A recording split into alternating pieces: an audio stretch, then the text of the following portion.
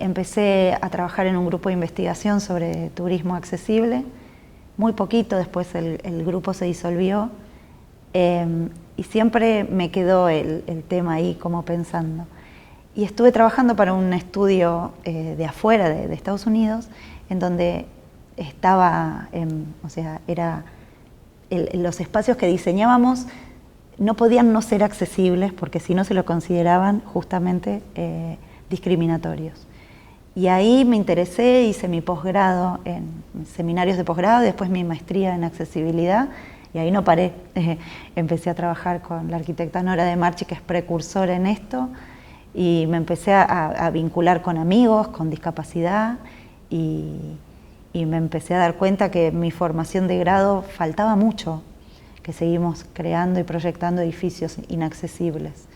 Entonces, creo que nuestra lucha es que los contenidos que dictamos en una materia electiva empiecen a aparecer en todo el trayecto de formación de las y los estudiantes. Yo soy terapista ocupacional, terapeuta ocupacional, como le dicen aquí en Brasil.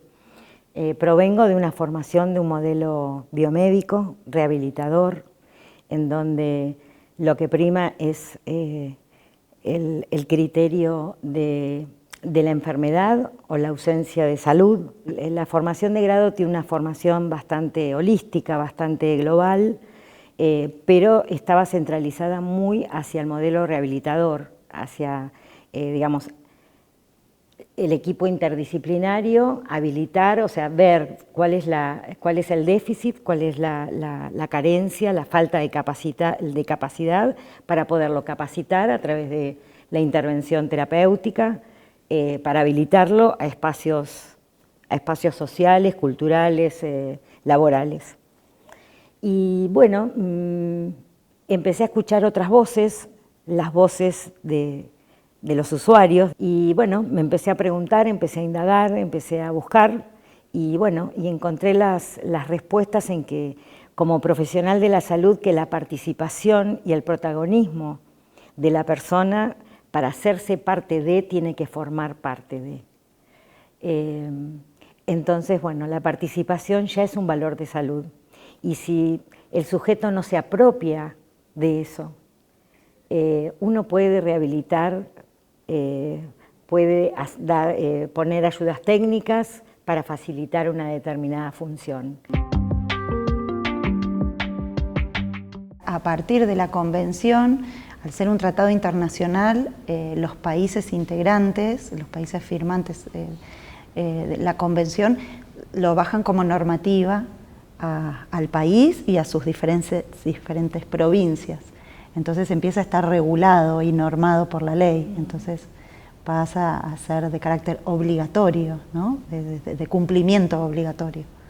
Eso implica que la persona con discapacidad es una persona de derechos, que tiene garantías y que los Estados miembros, como dice la Convención Internacional de las Personas con Discapacidad, tienen derechos a una educación inclusiva, igualitaria, derecho a la salud, derecho a la vivienda y la posibilidad del goce pleno del ejercicio de sus derechos, a través de la dignidad humana, la autonomía y la igualdad.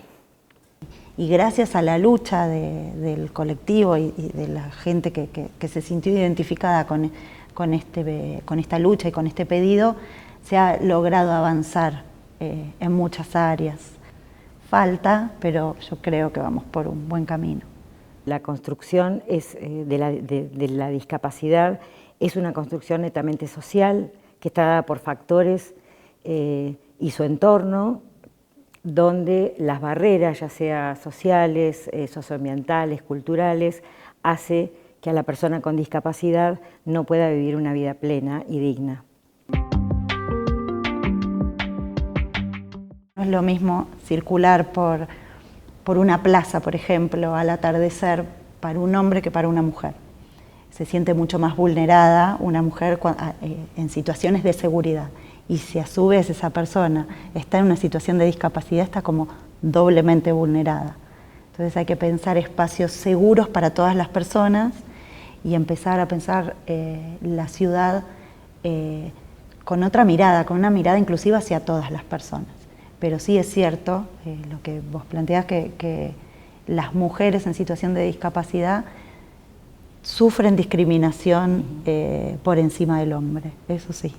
La cuestión de género, en el caso de la mujer, está más acentuada respecto de eso, donde, como hablaba Julieta, hay un proceso de, digamos, más marcado de discriminación, sobre todo a ciertos lugares a ocupar, como es en el ámbito laboral u otros ámbitos, en donde, por lo general, a las personas llamadas normales, a la mujer hay cuestiones de género en función de lo laboral. Bueno, en las personas en situación de discapacidad esto se acentúa. Nosotros hoy estamos representando a la universidad, pensando, reformulando o tratando de que piensen acerca de la igualdad de derechos, que la persona con discapacidad es un sujeto de derecho.